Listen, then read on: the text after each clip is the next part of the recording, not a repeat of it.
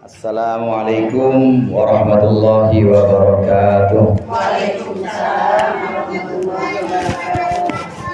Alhamdulillah, alhamdulillahilladzi hadana li hadza wa ma kunna linahtadiya laula an hadanallah.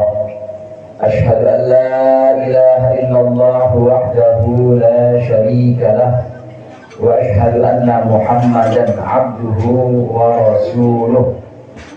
Allahumma shalli ala sayyidina Muhammadin abdika wa nabiyyika wa rasulika nabiyyil ummi wa ala alihi wa sahbihi wa sallim taslima biqadri 'azamati dzatika fi kulli waqtin wa hin.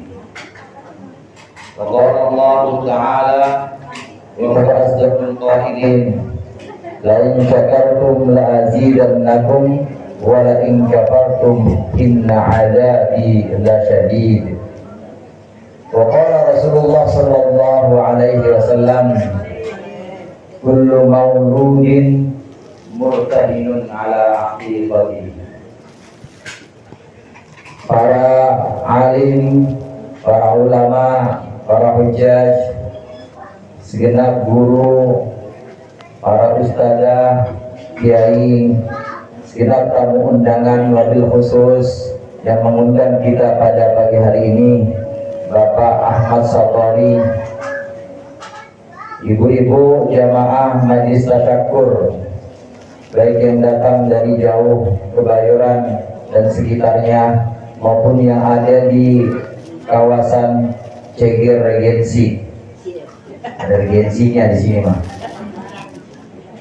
Semua yang datang dari dekat maupun dari jauh, mudah-mudahan hadirnya kita di sini mendapat barokah dan ridho dari Allah. Amin.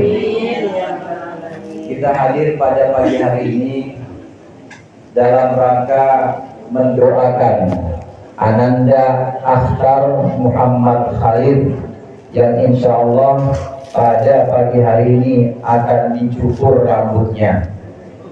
Mencukur rambut itu termasuk sunnah Rasulullah Sallallahu Alaihi Wasallam. Kadang kita kenal ada yang namanya akekah, ada yang kenal namanya akekahan. Beda antara akekah dengan akekahan. Kalau kekah, Bang Nasir, ini ngapa mic begini nih? Jauhan apa ya, Bang Nasir? Cek. Enggak apa-apa ya.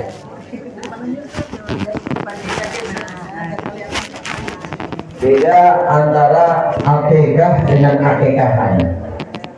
Kalau akekah, andai pasatori motongin kambing sendiri, kemudian dimasakin kambingnya 2 ekor, panggil tukang masak dan dibagikan kepada tetangga, itu namanya kekah. Jadi bisa sepi-sepi aja. Kalau kekah bisa sepi-sepi aja, tapi kalau kekahan rame-rame. Itu bedanya. Kalau akekah bisa sendiri atau bisa sepi, kalau akekahan rame-rame. Sama juga dengan kawin, Bu. Kawin bisa nggak bisa sendiri kali. Kawin bisa sepi. Emang perlu sepi, tapi kalau kawinan rame-rame. Itu bedanya antara kekah dengan kekahan.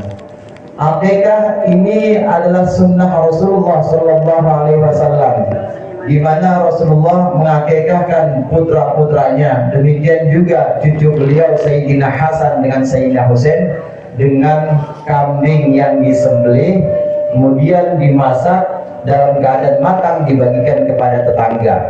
Ini yang membedakan antara kurban dengan akekah. Kalau kurban dibagikannya mantap, matang apa mentah, Bu? Mentah. Tapi kalau akekah harus dibagikan dalam keadaan matang. Bapak, Ibu, hadirin hadirat rahimakumullah. Akikah juga dalam rangka bersyukur bahwasannya setelah beberapa hari ini Pak Satori Allah berikan kepercayaan lagi untuk mengemban amanatnya mendidik seorang anak. Akhtar Muhammad Khalif ini jadi satu amanah lagi untuk Pak Satori. Beliau anaknya 5 udah, saya 4, anak 4 nggak pernah ngerasain mules.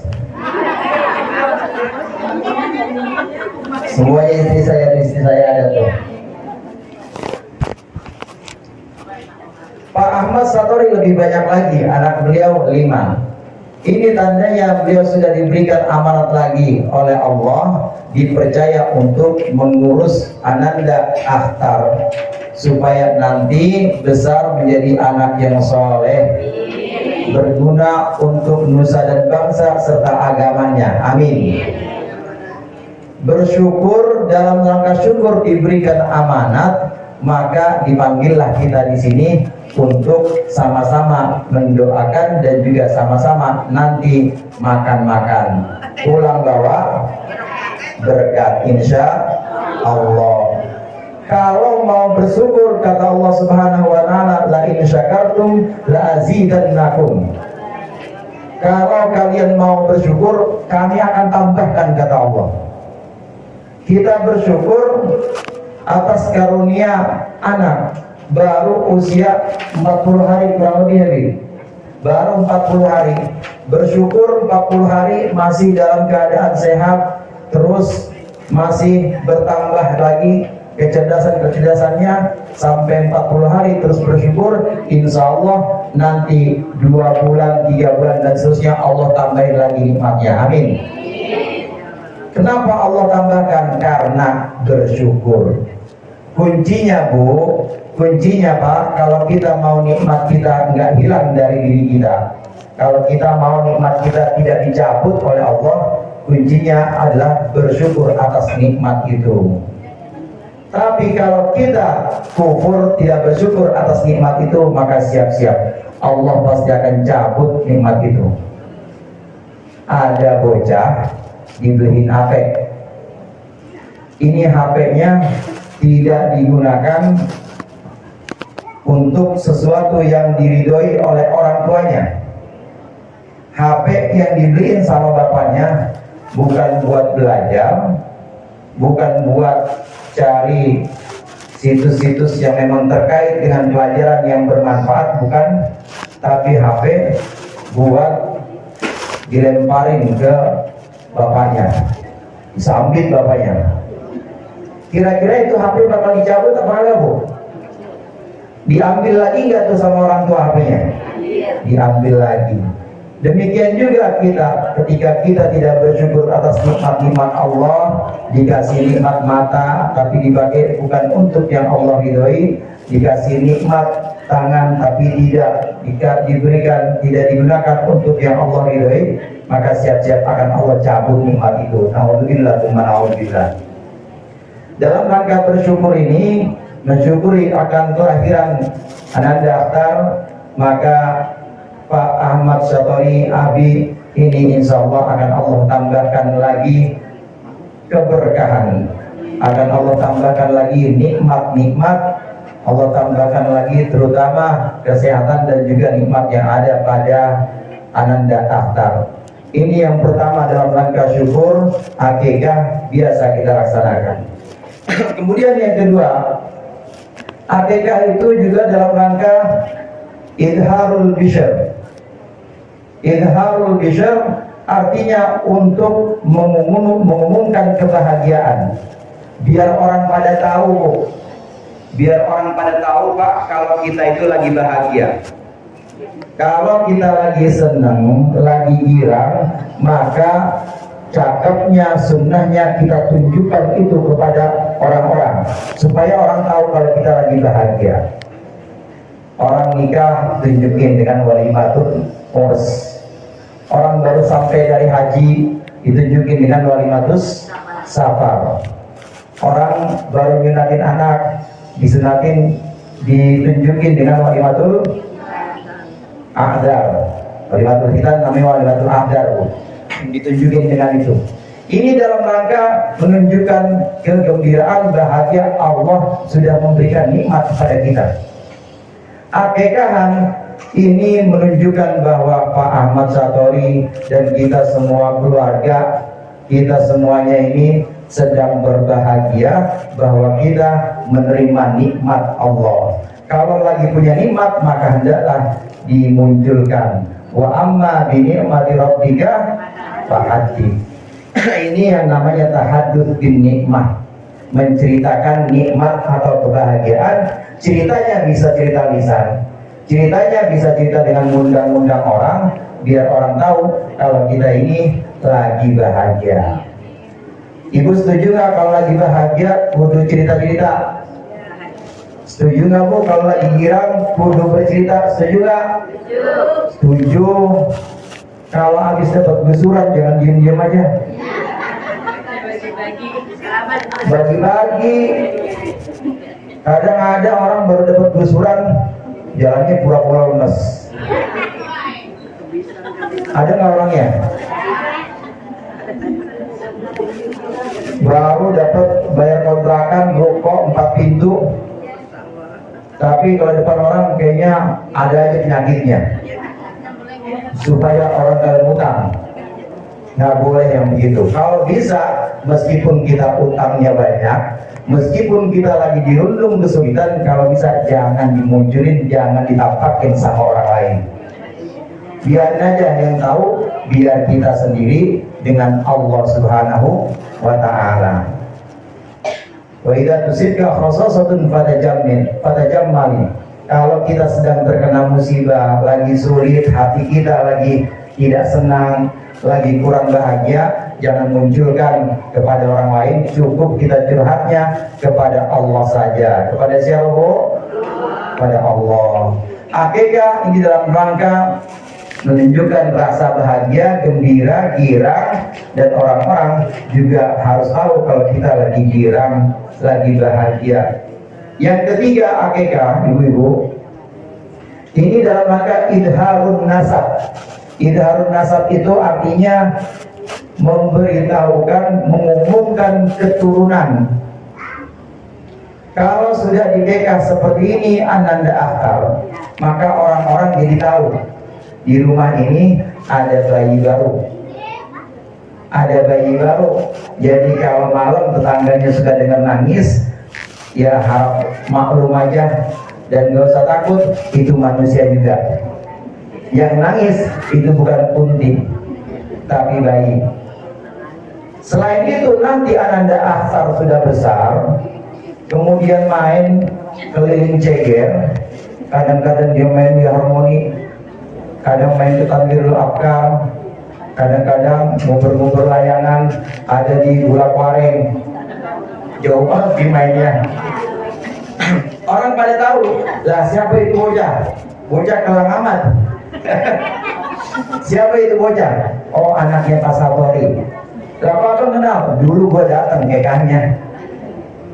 Jadi akikah untuk idharun nasab, untuk memberitahukan kepada tetangga dan sekitar bahwa ini anak saya.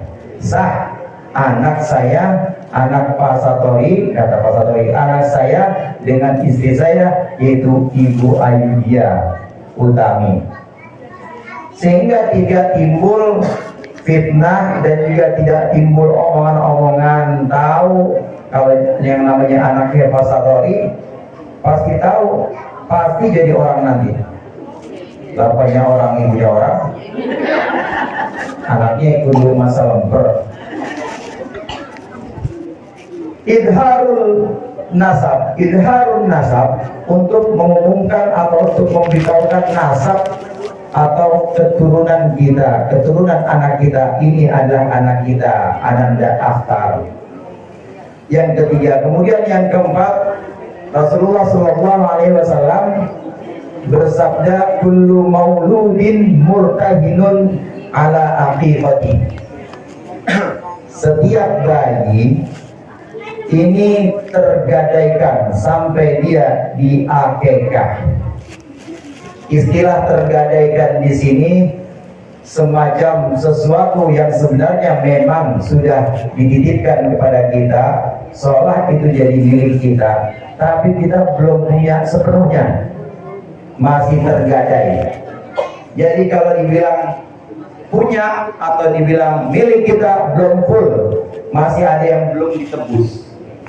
Setiap anak laki-laki maupun perempuan, setiap bayi laki-laki maupun perempuan ngapalkan ingin inkarnasi. Bang, mikir gimana ini?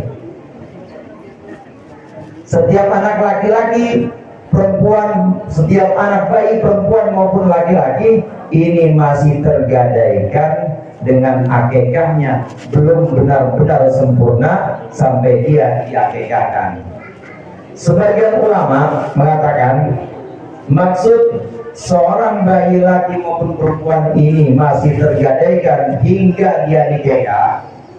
Maksud sabda Rasulullah, sebagian ulama seperti Imam Ahmad bin Hanbal mengatakan anak itu tidak akan bisa memberikan syafaat kepada ayahnya nanti.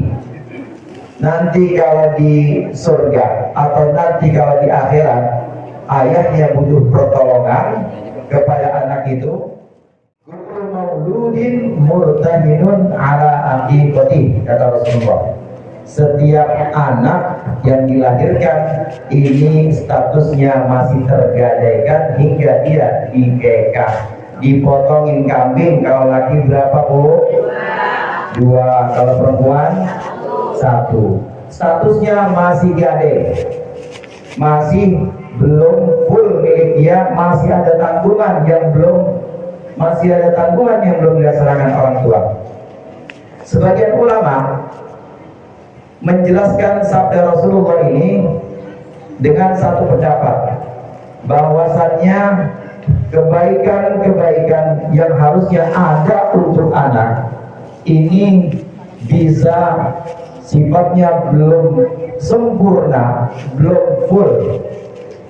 Kenapa? Karena belum dikekang. Karena ada kalanya kebaikan itu memang luput dari si anak. Luputnya kebaikan, hilangnya kebaikan ini kadangkala bukan karena sebab si anak, karena anaknya masih kecil, tapi sebab bapaknya. Contoh, harusnya anak ini bisa dijaga dari godaan setan. Harusnya anak ini bisa dijaga dari bisikan-bisikan jin yang malam kadang juga nangis-nangis, tapi ternyata terus digodain atau terus diganggu. Misalnya bukan Adi Akhtar, orang lain nih mah, dia mah nggak berani godain ya orang bapaknya kiai, kakinya kiai.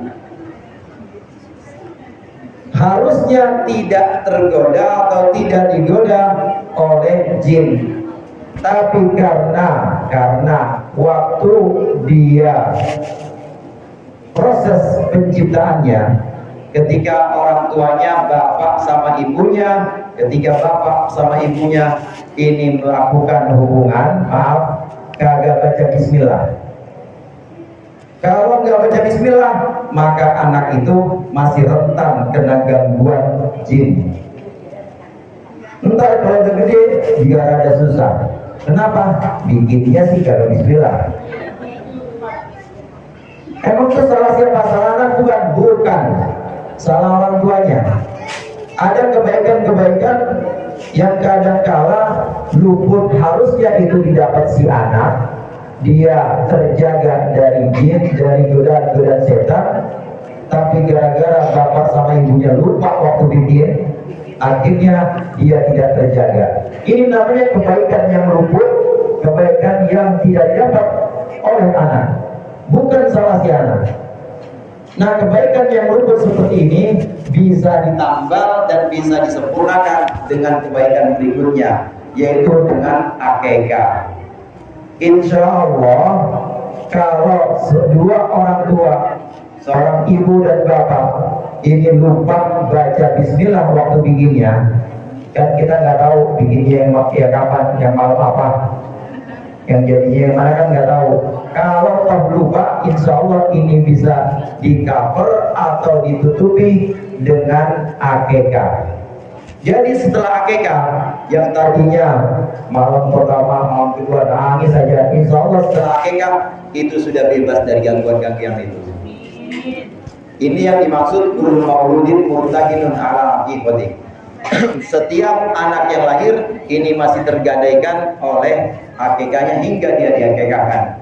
Kemudian yang kedua, pengertian dari sabda Rasulullah ini, anak yang lahir masih tergadaikan statusnya hingga dia diakikah, maksudnya anak ini tidak bisa memberikan syafaat.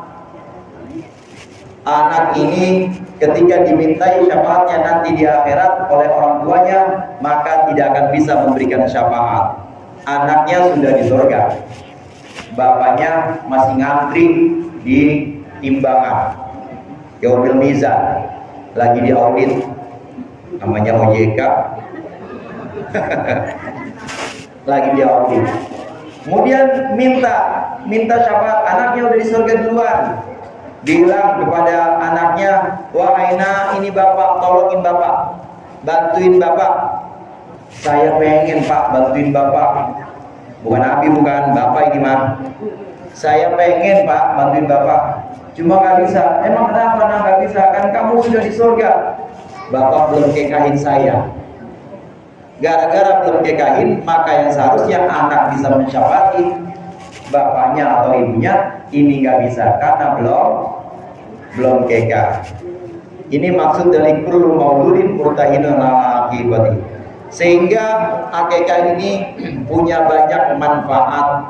Kita yang punya putra putri dan belum balik, maka segeralah kebaikannya disempurnakan dengan kekah. Insya Allah anaknya pasti akan dijaga dari gangguan-gangguan setan.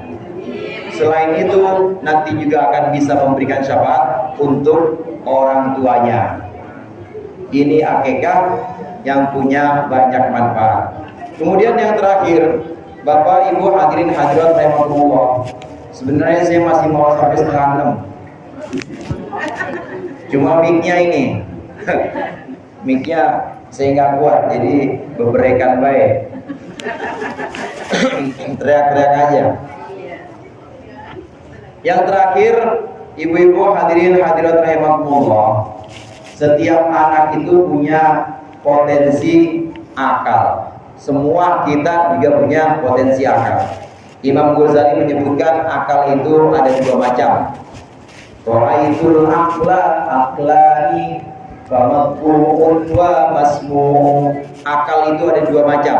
Yang pertama akal matbu', yang kedua akal masmu'. Fala yanfa'u matbu'u idza lam yaku matbu'u, fala yanfa'u masmu'u idza lam yaku matbu'u. Ada dua macam akal. Ada yang namanya akal matbu'. Akal matbu' ini akal alami. Semua orang, setiap anak dari kecil udah Allah install, sudah Allah pasang, ada akal namanya akal matbu secara alami. Maka adik aktar nanti KAIS misalnya, atau Kizana, atau Jirjis, atau Tete Ahya, itu waktu masih kecil, ini akalnya sudah bisa sedikit-sedikit perlahan-lahan menjadi sempurna. Yang tadinya belum tahu warna, bedanya mana, bedanya merah sama oranye, kemudian sudah mulai tahu warna. Kemudian yang hal-hal lain juga sudah mulai tahu besar dan kecil. Kira-kira lepet sama pisang gedean mana? Bu, lepet sama pisang panjangan mana? Panjangan pisang sama yang listrik panjangan mana? Yang listrik sama Monas panjangan mana? Monas. Kira-kira bocah bisa gak tuh? Bisa bocah. Itu namanya akal masmu. Akal yang sifatnya alami, semua orang punya. Tapi akal masmu ini tidak akan jadi sempurna. Akal matbu namanya. Akal matbu ini tidak akan menjadi sempurna kalau tidak kita lengkapi dengan akal masmu.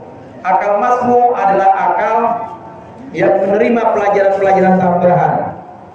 Bukan cuma tahu besar kecil, lebih besar mana pisang sama yang listrik, lebih tinggi mana yang listrik sama monas. Bukan cuma tahu seperti itu, tapi tahu ilmu dan pengetahuan. Ini potensi yang kedua yang namanya akal masmu, dan harus diberikan, harus dikasih oleh seseorang kepada anak itu. Bagaimana caranya? Caranya kirimkan ke tempat-tempat ngaji, kirimkan ke sekolah-sekolah sehingga tahu dan lebih sempurna akalnya. Semua anak dan setiap manusia ini punya dua potensi ini, akal alami dan akal ilmiah. Nah, akal ilmiah tidak akan bisa didapat, akal ilmiah tidak akan bisa dimaksimalkan kalau akal alaminya sudah tidak ada. Maksudnya emang dari awal sudah nggak ada akalnya, maka nggak akan bisa disekolahin di mana aja. Tapi secara umum semua anak ini punya akal alami, kemudian ditambah dengan akal ilmiah. Dengan akal ilmiah lebih sempurna lagi pengetahuan, maka dia akan tahu kira-kira daging anjing halal apa haram. Bu, halal apa haram? Haram, tahu. Itu namanya tahunya dari ngaji, akal masmu. Kalau anaknya anjing halal apa haram? Haram juga orang anaknya. Mertua itu mahram apa ghair mahram? Bu, mertua mahram apa ghair mahram? Mahram. Kalau sentuhan batal apa enggak mertua sama mantu? Enggak batal. Sepupu mahram apa ghair mahram? Ghair mahram. Kalau sentuhan batal apa enggak?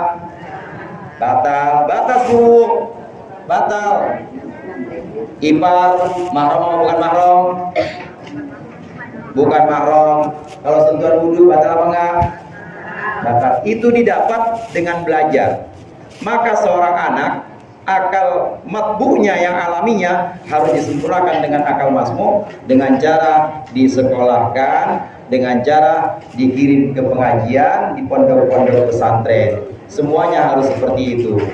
Mudah-mudahan hadirnya kita di sini mendapat keberkahan dari Allah. Allah limpahkan juga di rumah ini keberkahan untuk Abi Ahmad Satori, untuk Ibu Ayudia Utami, dan juga untuk seluruh keluarga besar Jidah, Njid, Nin, Aki, dan juga semuanya ibu-ibu yang hadir sini juga semuanya mendapatkan keluberan berkah. Amin ya rabbal alamin.